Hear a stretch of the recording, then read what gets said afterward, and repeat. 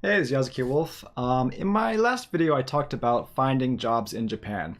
And I mentioned in that video that there was some advice that I got about interviews that really kind of changed my whole approach to the interview process and probably helped me a lot in terms of getting a job, getting the jobs that I was actually applying for. So I figured that it would be good to take this video now and go a little bit more in depth into what I was talking about there and share a little bit of that advice with all of you.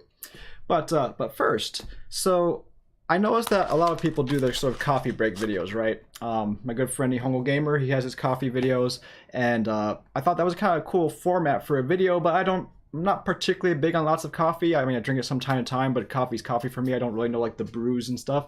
But what I do is I often go to Japanese convenience stores and just look for whatever's on sale, because if I want to get a little snack or something, they generally put things on sale about 30% to 50% off when it's getting close to the sale by date. And since I know I'm going to eat it that day anyways, I go ahead and I purchase that item. So it kind of is just whatever's on sale, that's what I buy. And I get some very interesting foods sometimes that way. So I figured this might be an interesting way to kind of introduce you to some of the things I eat in Japan and talk about it while I entertain a certain topic for the day.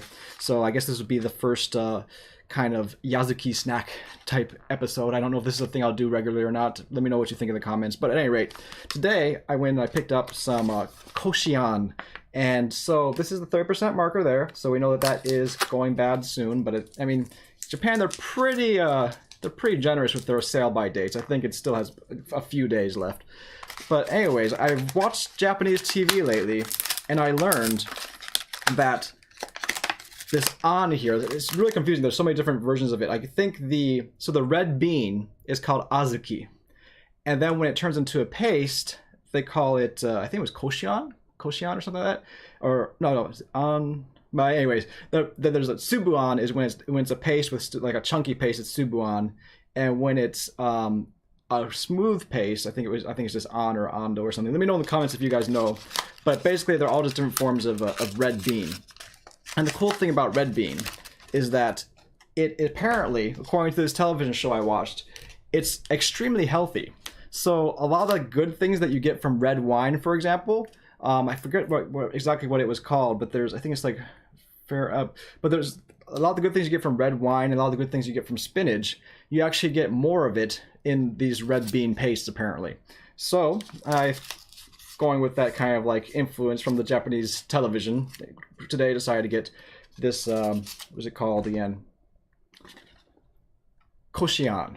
And you can see here that it apparently has like a kind of red, looks like a rice outer shell with, I'm assuming, a red bean paste in the middle, but we are about to find out. So let's go ahead and take one of these guys out. And I don't think you actually eat the leaf. If I'm wrong about that, let me know, but I don't think you do that. And by the way, this is my first time actually eating this particular item. It was just happened to be on sale, so I went for it. Let's see how we get in there.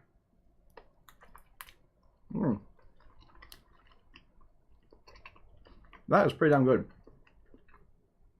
So yeah, you can see there, that's the red bean paste in the middle. Now it doesn't have, you don't see actually the chunky beans in it, so it's not subuan. It's just the an, I guess. And apparently that's not quite as good as the subuan in terms of like health, but it's still pretty good. I think the difference is that this on paste, it doesn't have the outer shell of the beans. It's just the inner part of the bean, whereas subuan, you get the outer shell as well as the inner. So that one could be arguably more healthy, but I mean it's basically the same thing.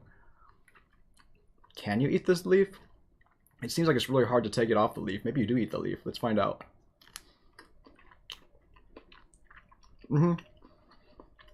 That's definitely an edible leaf.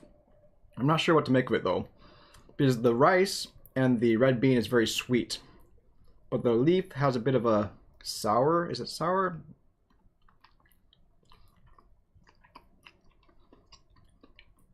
Yeah, the leaf's not sweet.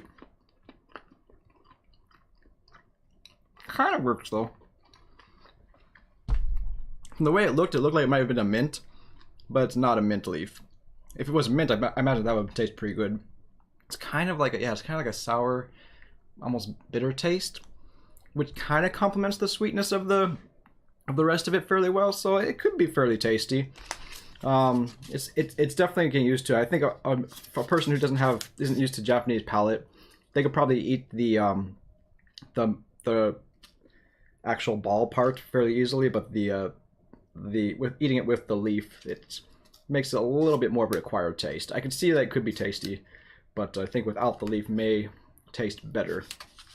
But at any rate, we've digressed enough. I may eat a little bit of that as we go on, but the topic at hand is the advice that I received for interviews in Japan. And so I went to what they call a Mensetsuroku Up Setsume.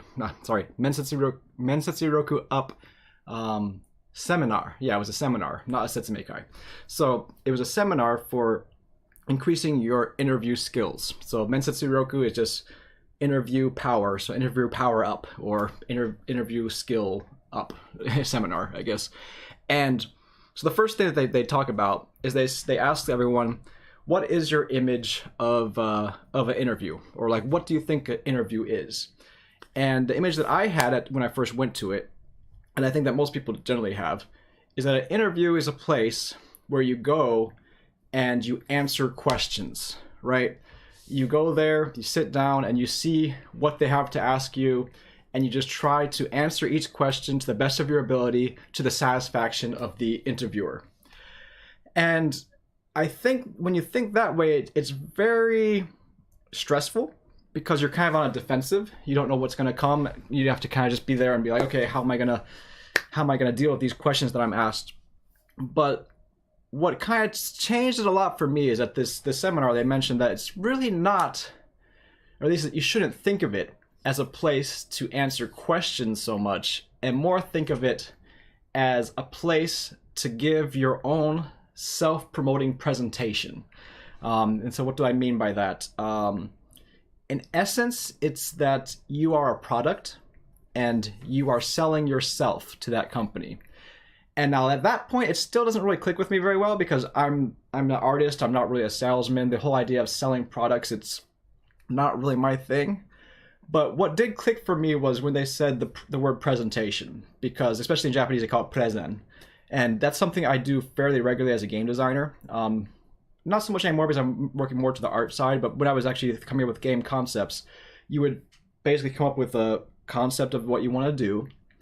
You make kind of a PowerPoint presentation, and then you meet with everyone and you kind of go through the slides and you say point by point, you know, this is my idea, this is why I think it's good, this is how it'll work, like what do you guys think?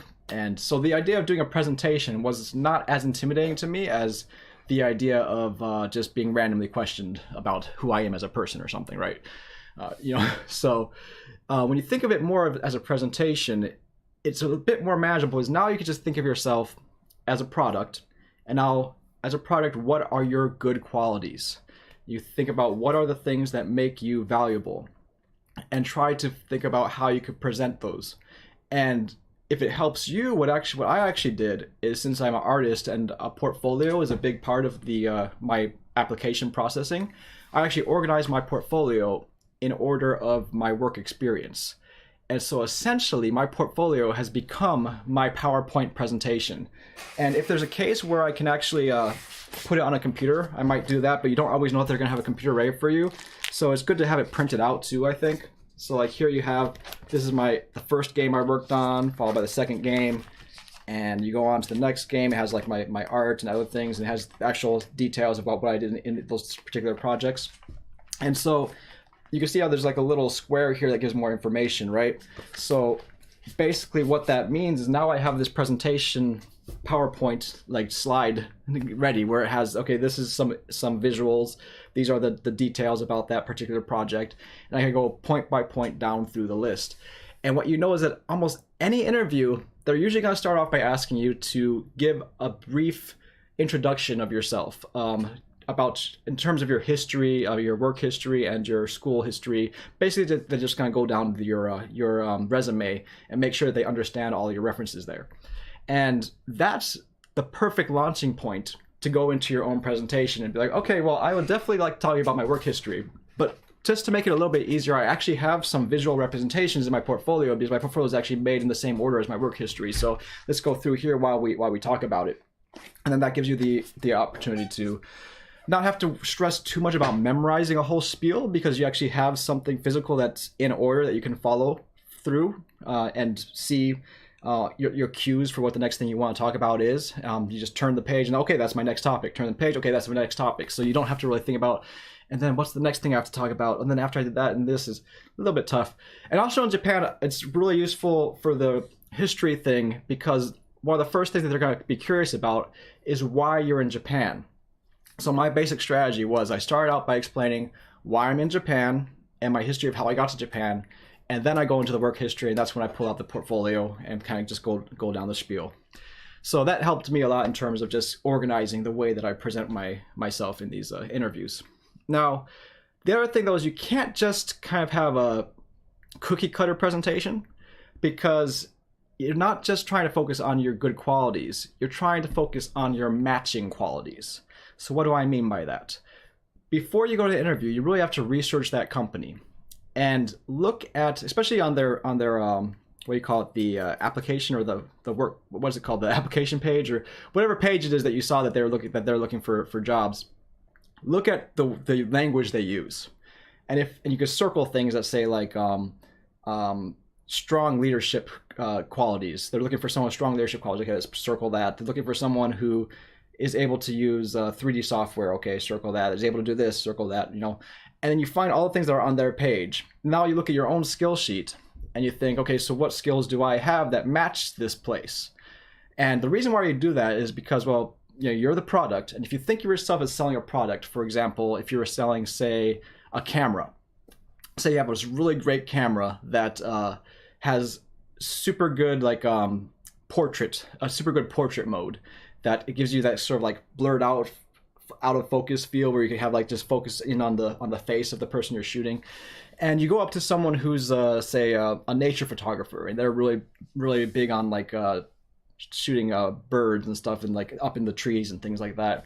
And you go up to them and you're like, okay, I have a camera I want to sell to you. This is it has a state of the art, like a portrait lens. It has a very fine-tuned focus that can give you that blurred effect that a lot of like portrait studios really like, and a lot of like people who go on vacations, they like it because it's a very simple like point and shoot type of thing, where you can just like it's really good for taking pictures of your food, if you're getting into putting like pictures of your food up on the internet or things like that. It gets really good saturation and all that. And you keep talking on and on about all these different points, but none of those actually are matching what the person you're trying to sell it to wants. And maybe that camera might actually have had a really good, like really fast shutter speed to be able to catch birds in mid-flight and to not have any blur when they're flapping their wings. Or it might have like it actually might have like a zoom lens too that you could trade out with a portrait lens, and it actually makes it a really like top end like nature photography camera or something. But if you don't talk about that and you just talk about all these other points, you're not going to be able to sell that camera. So now pointing that back to yourself, if you can say that, if you have all these things that you think are your strong points, and you just talk about those, but they aren't matching what the company's looking for, they're not really going to be interested. So before you go into each interview, you have to really think about that company and what qualities you have that match what they're looking for, and try to kind of steer your presentation toward those points. That's why I don't actually memorize a presentation. I just kind of have a general outline, and that way for each different company I can kind of like talk about those points that I think are more appropriate to what they're looking for. And so finally, the biggest thing I can say is you really need to enjoy this process. I mean, you don't really have to, but I found that for myself, what changed the whole my whole approach to it a lot is that I started to really enjoy looking for work. And this goes into that sort of research phase when you're researching that company, because what's really important for you to do, it's important for you to imagine yourself actually working there. So you have to get out of that mode of just like, oh, I need to find a job, I'm in my job searching mode. And you have to think about, what would it be like if I actually did get the job? You have to kind of forward project yourself, right? And it's also really important because another thing that always comes up in these interviews is that they're gonna ask you if you have any questions. And you don't want to say, I don't have any questions. You want to be able to have questions. And the way you figure out what questions to ask is you think about tomorrow is your first day at that company. What information do you need to know to work? Like, think about like what their workflow is like. What exactly type of work would you be doing in the position you're looking for? What kind of things should you prepare for? Should you work on some building up some certain skill points? Is there a gap between your skill level right now and the skill level that they want? So that might be a minus point for you. But if you, in the interview, if you say, you know, if you look at my portfolio, if there's any parts in there that have like a gap in skill, like, can you let me know so I can start working on that right now? So that shows that you actually have initiative to actually try to fill that gap.